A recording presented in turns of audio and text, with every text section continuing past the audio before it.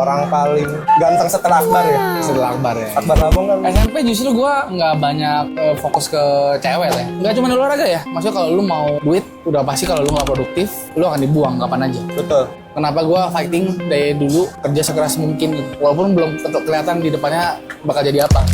Hai, welcome to channel Boy Tenggara. Hari ini kita lagi main bareng, ketemu Julius Aldo, temen SMP satu angkot dahulu. Dulu pujangga luar biasa. Pujangga ya? Masa sih? Orang paling ganteng setelah Akbar ya? Setelah Akbar ya. Akbar Labong kan masih Akbar top of the Labong. notch lah ya. Ya, Mordin sih yang paling Besar. ya pengagumnya. Orang nomor 2 berarti, yang paling Nomor ganteng saat SMP. Gila. Enggak lah, enggak ganteng lah. Kita ketemu berapa lama tuh? Berarti lulus SMP ya? Lu SMA udah 2. SMA negeri 2. Dari SMP lah berarti. SMP itu kita tahun Umur 2005. 16-an lah ya. 16-an 2009. 2009. 14 tahun, 15 tahun. 14-15 tahun sih. Gokil. Dulu Aldo nih kalau gua ingat dari ingatan memori manusia yang sekecil itu, yang gue ingat dari lu cuma per bulan tuh lu ganti pacar. Masa sih? Enggak lah. Itu jarang ketahuan ya gitu. Jarang tahu. Tapi kan kita satu tongkrongan sama satu angkot. Jadi kalau ngebahas tuh bahasannya nggak jauh-jauh. SMP justru gua nggak banyak fokus ke cewek lah. Harusnya Basketnya. basket. Tapi basket itu jadi impact untuk Jadi orang impact. mengagumi lu karena kan perform banget basketnya. Dulu ya ambisi sih ya dulu karena maunya juara, maunya bawa piala kayak gitu-gitu. Bawa piala. Lumayan sih, lumayan. SMA dilanjutin. SMA dilanjutin. Justru SMA dapat piala yang salah satu paling tinggi kan, Pemuda Pancasila. Oh, Terus di SMA gua Popda bawa emas, Popda.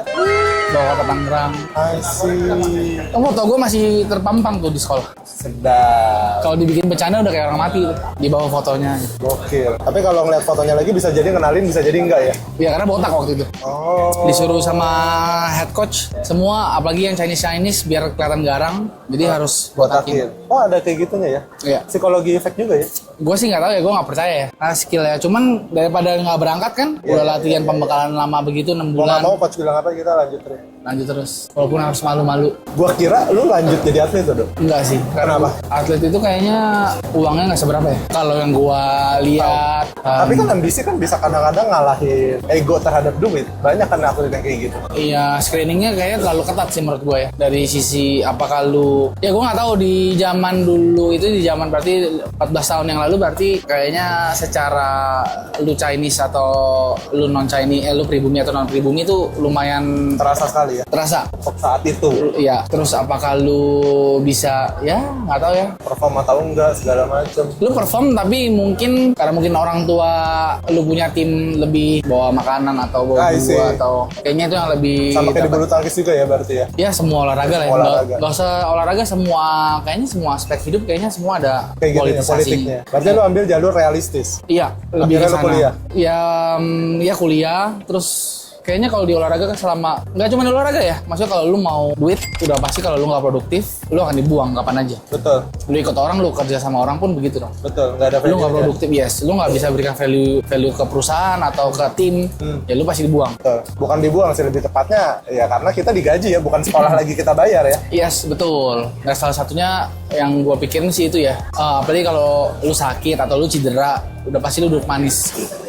Dari sekian juta orang yang mungkin di basket, lu kalau nggak perform yang bener-bener bagus, lu bisa masuk tim tapi lu jadi di bangku cadangan, kayak gitu. Ya, itu sih yang gue pikirin ya. Makanya gue udah ilfil sih, tapi gue nggak tahu ini sensitif atau enggak. Ya waktu itu gue juara, ya nanti kalau sensitif lu cut aja. Waktu gue juara, Kayaknya pada saat itu nih kayaknya lumrah banget sih. iya. Sebelum era-era Pak Jokowi datang tuh olahraga tuh ambil-ambilan nggak sih? Iya. Semua orang nggak usah itu yang dapat piala medali internasional bulu tangkis kan Iya. nggak dapat apa-apa. Setelah Pak Jokowi naik baru tuh ada apresiasinya, dikasih rumah, dikasih apa. Itu eranya era ya sebelumnya lagi Bener. gitu loh. Tergantung pemimpin juga ya. Tergantung pemimpin. Ya waktu itu gue juara, abis Kota Tangerang bawa juara umum, so harusnya dapat bonus kan. Terus kita dipotong setengah gitu untuk mempersiapkan kayaknya popda angkatan gue selanjutnya. Yang menurut gue ya waktu itu sih gue nggak ambisi duit ya. Ya. Yang penting gue juara, terus kayak Tapi skenario yang keluar adalah untuk popda selanjutnya. yes. Dari situ gue kayak, oh setelah itu gue udah mulai ilfil, makanya gue nggak terlalu berambisi lagi untuk kayak, oh harus juara, harus ikut klub, harus apa. Ilfil sih, apalagi ya sekarang udah tahu duit ya. Iya. Aduh kayaknya gue bego banget dulu. Dimintain mau aja lagi. Gue baru mau nanya sebenarnya titik itu kan ego, ambisi ya. Duit sama ambisi tuh kalah duit. Tapi untung lu kena ilfil ya. Kalau nggak lu terusin tuh. Iya. Untung lu. Kalau nggak gue terusin. Kalau lu bisa lu terusin, kalau misalnya lu dapat duit yang lumayan gede, terus kayaknya ini menjanjikan nih, bisa jadi diterusin loh. Dan harusnya ya gue bukannya over confidence enggak. Waktu itu final gue 3 point terakhir terus kita menang, tapi gue nggak lanjut ke Porprov. Ya dari mungkin yang jadi asumsi gue itu adalah politik itu. Ya dari situ gue bener-bener ilfil, gue nggak mau lanjutin lagi ya, main-main aja, main basket ya bareng-bareng aja. Abis itu kan lulus SMA ya kerja, udah kenal duit.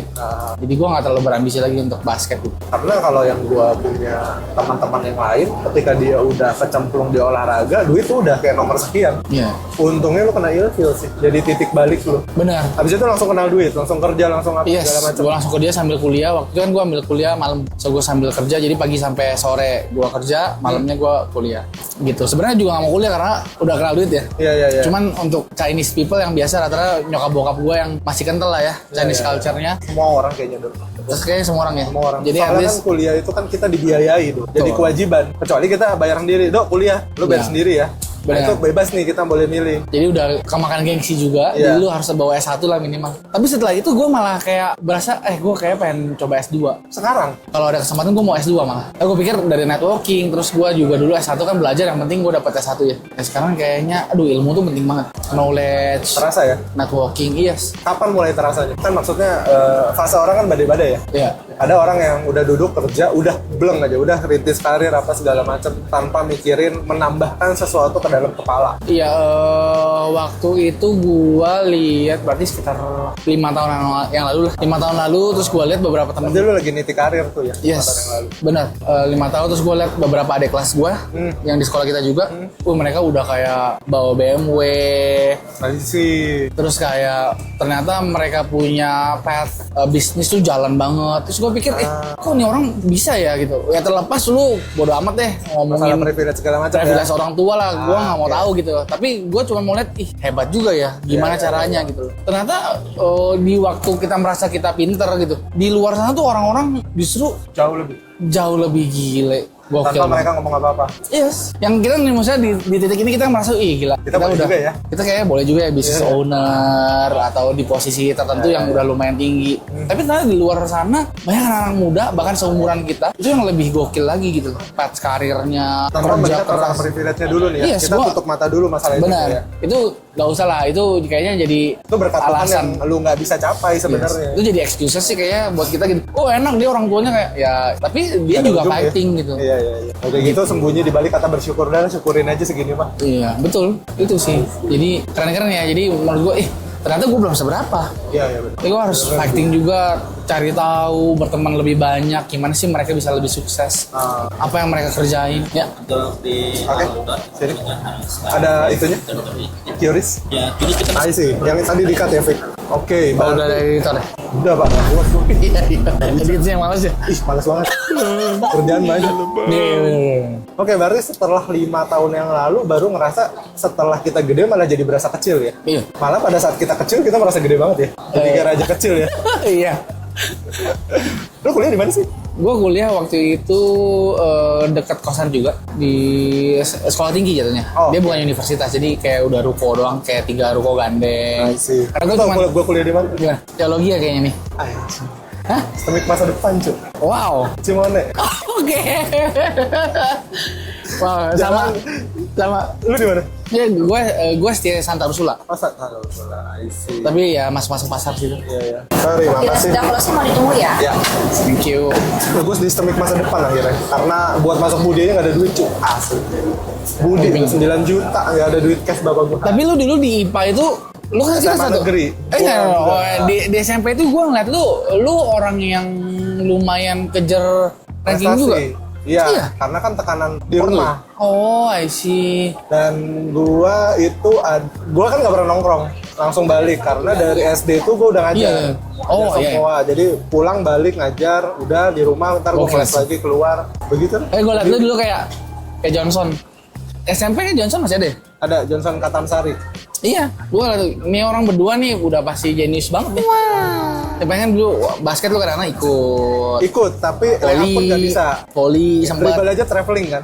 Asli, mereka entah mereka yang terlalu jago atau motorik gue yang terlalu goblok gitu loh. Kadang-kadang gue masih mikir, ini gue segininya banget sama motorik sampai sekarang, Dok. Dribblenya traveling. Kaku biasanya kaku. Iya, Biasanya maksudnya kaku. nggak sinkron. Ini otakku gimana sih dribble itu? Ini dipegang bisa berapa kali tuh nggak sadar. Tapi gue nggak tahu sih, kalau dulu kan kayak kecil di depan rumah sering main bola sendiri sama temen-temen lu, Nggak. ada nggak? Nggak. Nah, justru mungkin kebentuknya dari situ. Kalau dulu kan nggak ada yang kita ngeles, apaan dulu ngeles? Gue ngeles, cu. Maksudnya ngeles olahraga? Oh, ngeles olahraga. Gue ikut klub. Gue ikut. Ikut. Badminton, berenang. Oh, tapi badminton lu bagus coy. Enggak juga, cu. Enggak juga. Asli, motorik gue tuh kayaknya kok bisa ya ini begini amat ya. Kayaknya nggak punya kemampuan banget gue itu. Nggak ada yang dipertontonkan gitu untuk bisa memikat sesuatu.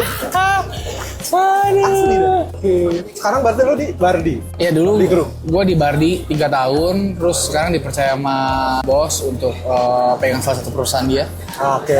Bergeraknya di kaca, Kaca. partisi kaca kamar mandi. Susah ya sampai harus dipercaya bos tuh? Susah sih menurut gua. Kan maksudnya banyak orang sebenarnya kandidatnya selain lu. Ya. Kenapa harus lu gitu? Susah. Kenapa harus gua? Karena prinsip gua ada posisi atau nggak ada posisi, gua akan bekerja dengan value yang sama. Jadi dengan value yang sama. Bukan karena lo ada posisi malah kerjanya jadi lebih keras, tapi tanpa posisi pun lu kerja keras. Iya, justru dari situ gitu. Ya sekarang bos lu lihat lu bisa punya value dari mana kalau lu kerja sama dengan staff-staff yang lain. So lu bisa lihat, lu bisa timbul, lu bisa berbeda dari mana? Berarti kalau gue pernah bikin konten, kalau lu mau naik gaji, dibanding lu dibilang orang penjilat, sekaliannya ngejilat. Kerja paling malam, Iya. ya kan semua kerjaan dikerjain. Iya. Percuma kok, lu naik level. Tanpa jadi penjilat, lu belum penjilat karena naik level. Ya sekalian aja dibabat habis gitu loh. Ya semua kerjaan lu kerjain dengan maksimal, apa lu tetap jadi penjilat buat Betul. orang lain. Gak bisa diapa-apain. Betul, tapi prinsip gua sih ya itu ya. Maksudnya gua bekerja, ya itu yang sering gua bawain ke tim yang gua pimpin. Kita tuh orang luar biasa adalah melakukan sesuatu yang orang biasa nggak lakukan. Oke. Misalnya contoh lu kerja jam 9 sampai jam 6. So ya udah, gua kerja untuk digaji, tapi lu nggak melakukan sesuatu yang ternyata value lu bisa nambah. Ternyata lu bisa belajar sesuatu yang nanti bisa kepake. Oke. Gitu loh. Jadi walaupun kayaknya SOW lu, scope of works lu A sampai C, tapi kalau bisa kerjaan sampai E satu waktu, tim yang lu pimpin ternyata dia lagi sakit dan lain, lu bisa backup. Tapi masalahnya lanjutannya, influencer kan gitu dong. Jangan lakukan pekerjaan yang bukan tugasmu. Pulanglah ketika jam pulang itu sudah bell gitu loh. Apa sih? Gimana kan semua Instagram begitu sekarang. Mental health itu nggak bisa dibeli dengan uang. Ya sekarang kalau gue prinsipnya lagi, lu kerja sama orang, lu dibayar nih. Ya. Tapi lu bisa belajar. Lu belajar tapi dibayar, gimana coba? Nah, Lu kayak tiba-tiba gue disuruh, coba kerjain ini ya. Gue kerjain gitu, tanpa sungut-sungut, tanpa komplain. Ya kenapa? Ternyata new skill unlock. I see. Oh ternyata cara follow up orang yang bagus tuh begini tuh. Oke. Walaupun gue nggak punya Metode dasar. kewajiban juga untuk Iya. follow up orang. Oke. Mungkin itu tim gue bisa turun ke lapangan untuk follow up orang. Ternyata follow up lebih efisien kayak gini tuh. Oh ternyata memimpin orang seperti ini lebih efisien tuh. Dan saat lu belajar pun lu masih dibayar. Dan gue masih bayar. Terus lu nggak kena mental health gitu? Mental Stress, health, sampai bawa ke rumah kan itu kan yang maksudnya itu kan yang orang nggak percaya bahwa orang yang kerjanya overtime Iya. atau over segalanya lah bisa mempengaruhi kondisi dia di rumah atau kepribadian. Kalau gue lihat sih satu ya, lu fight untuk sesuatu yang jelas. Misalnya contoh, ternyata di kantor ada jenjang karir, semua ada KPI-nya, semua ada targetnya. Lu berarti bisa achieve itu.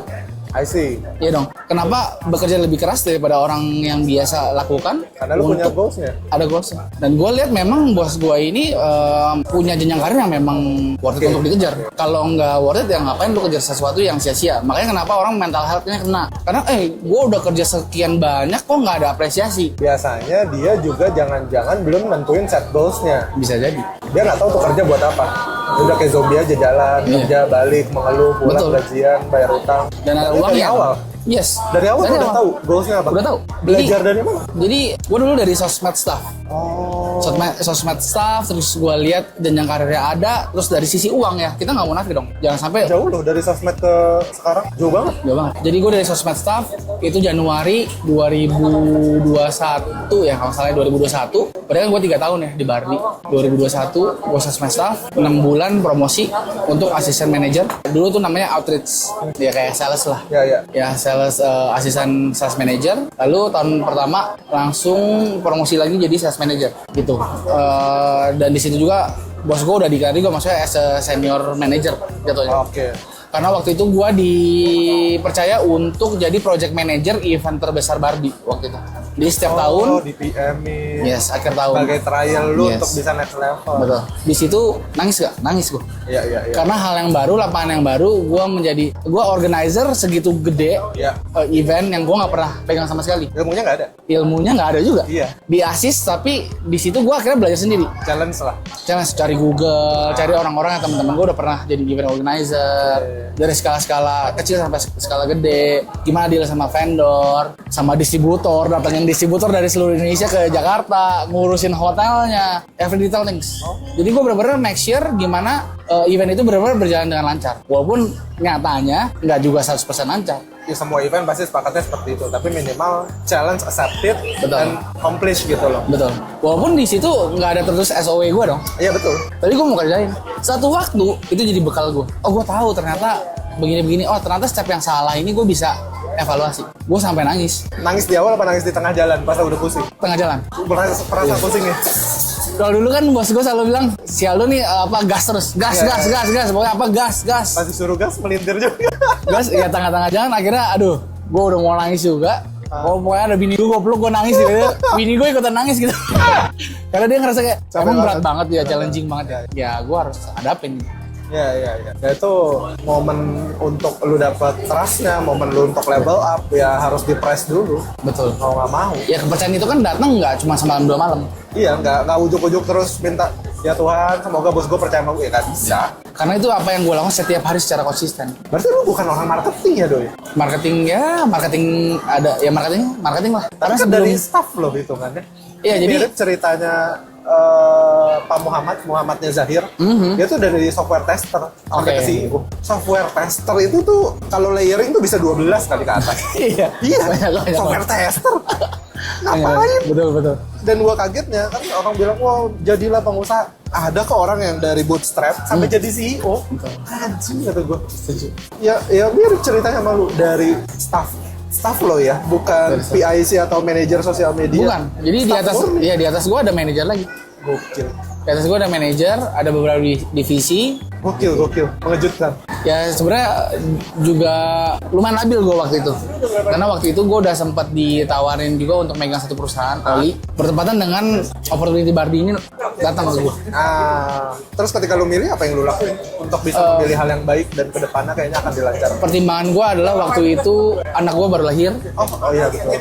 Terus waktu di perusahaan Oli itu gue harus ke Kelapa Gading, base-nya. Sedangkan kalau di Barbie WFA. Bahkan sampai sekarang Barbie WFA. Wow.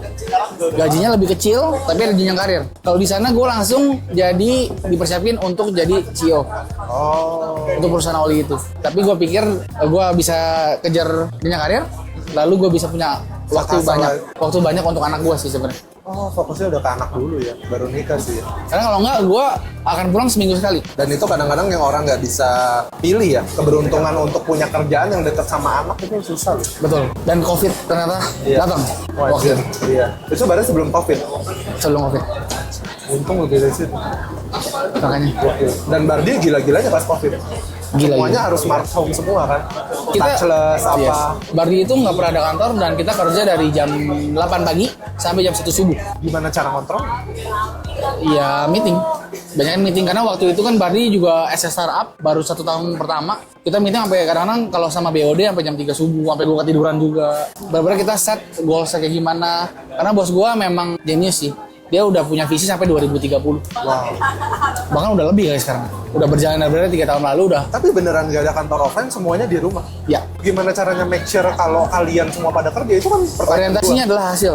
Orientasinya adalah hasil. Berarti lu mau gua tidur, kebayang boleh. dari startup, gue jadi bos lu, berarti penetrasi barang atau penetrasi market yang dikejar. Ya, marketnya gede-gedean, kita advertising juga gila-gilaan, after sales service benar-benar digodok. Kita ada SLA, service level agreement itu harus 15 menit maksimal Untuk jawab. untuk jawab. Wow. Jadi dari sisi pre and post selling, semua harus 15 menit maksimal. Termasuk ketika udah kirim, follow up lagi. Yes. Ada barang rusak, masalah. Betul. Makanya waktu itu pada saat gue di sosmed, kalau gue mau naik motor keluar beli makanan dan lain, gue udah pasang alarm. Setiap udah 12 menit, alarm gue bunyi, gue harus minggir, gue harus lihat ada nggak chat Wow. Sedisiplin itu. Tapi gue nggak tahu orang lain ya. Iya, Makanya kenapa value itu terus gue bawa. Tapi KPI dari bos lu sih hebat juga ya. Jelas gitu ya. Pointernya jelas, ujungnya jelas. Mau nggak mau, ya sekarang orang butuh kerja. Lalu pasti kan secara jenjang karir memang udah terbuka ya. Ya. Jadi mereka udah tahu apa yang mereka mau kejar. Kecuali waktu itu adalah tim yang di bawah gua. Mereka tersebar di seluruh Indonesia untuk bagian instalasi. Oh, beda. Beda. Jadi mereka punya markas. Analoginya adalah markas. Ya mereka gua taunya mereka lagi perang sama customer lah, lagi berperang di keadaan ya hujan panas. Jadi mereka Technical lah itu ya. Yes, secara teknis banget. Dan mereka juga growing up gitu. Mereka yang dari orang-orang daerah sekarang udah bisa beli apa yang mereka mau, bisa renov rumah mereka di kampung gitu. Keren. Berarti lu kalau dari 5 tahun yang lalu dan 3 tahun di Bardi itu belum segede gini ya? Iya, benar. Palingan baru estimasi berapa ribu piece sebulan waktu lu masuk tuh? Secara penjualan PC secara keseluruhan gua nggak tahu ya. Tapi kan sekarang udah ada pabrik, manufacturer, distributor ya.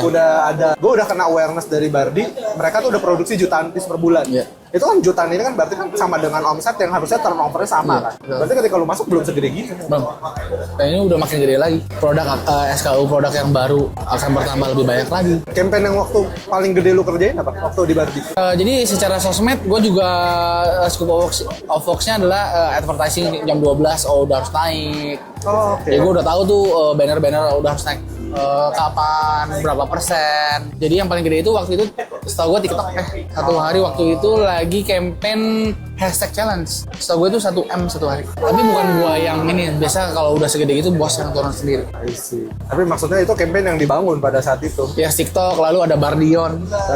Yes, Bardion itu juga untuk syutingnya costnya juga lumayan ya. Costing untuk syuting film Bardion itu lumayan tinggi juga. Panjang ya. Minum dulu. Iya. Hal yang belum diberesin atau mimpi yang belum diberesin? Mimpi yang belum gue beresin secara personal atau Personal boleh, makronya boleh, bebas.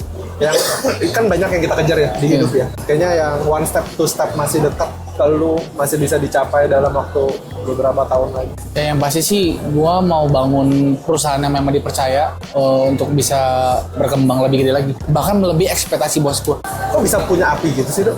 Gimana ya? Gue suka dibanggakan sih.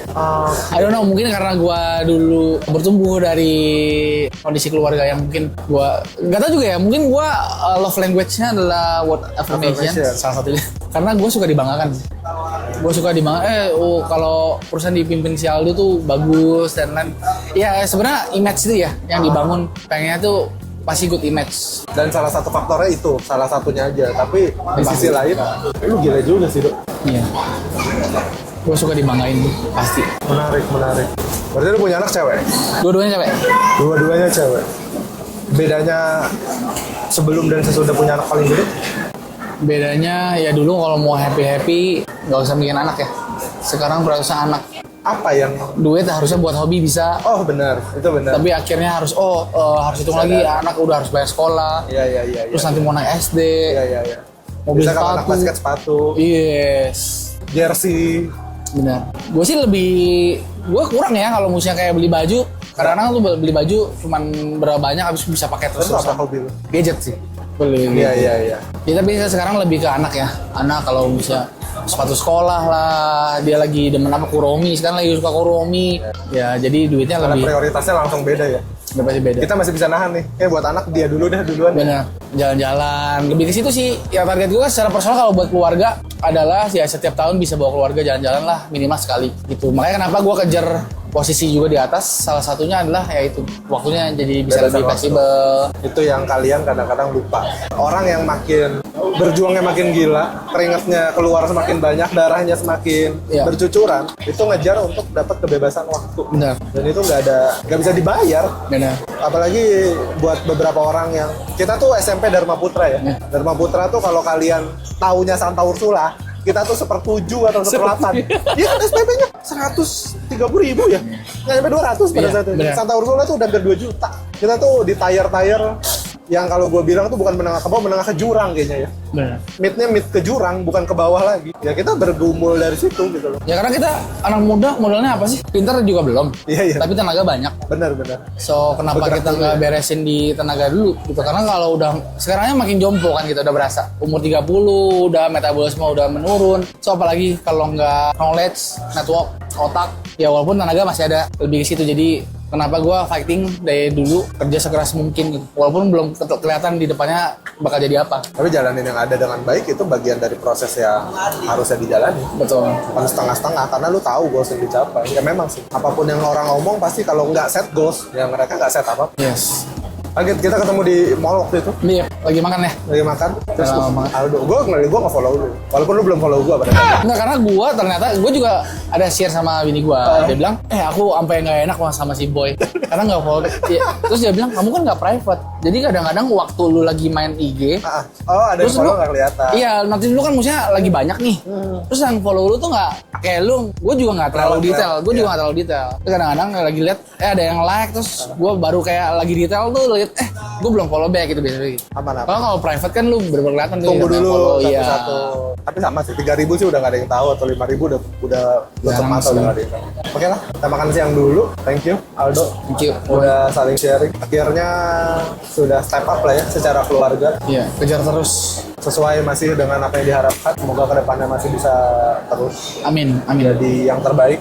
Amin. Dan ini juga record bukan buat teman-teman yang dengerin juga. Bisa jadi 10 tahun lagi anaknya Aldo bakalan gede. Iya. Iya dong. Betul ya. Ini bapak lu lagi berjuang. Nah ini, Iya. kayak tren. Hai, this is your daddy. Bapak lagi jompo sekarang. Jompo. Kenapa, Dek? Dok, lutut kenapa? Ya, aktivitas lah terlalu tinggi. Terus makan nggak dijaga lagi. Overuse. Oke lah, kita lanjut makan dulu. Terima kasih banyak yang udah nonton. Semoga dapat insight-nya dari obrolan ini. Jadi buat teman-teman yang masih sekolah di Dharma Putra, bisa jadi apa? Masih bisa jadi Aldo. Masih bisa jadi gue. Tenang aja. Bukan Banyak. bagian dari sekolah untuk ngebatasin lu ya. Bukan karena lu naik angkot dan gak dianterin mobil lu gak jadi apa-apa. Betul. Let's go. Setuju. See you at the next video. Bye-bye. Bye.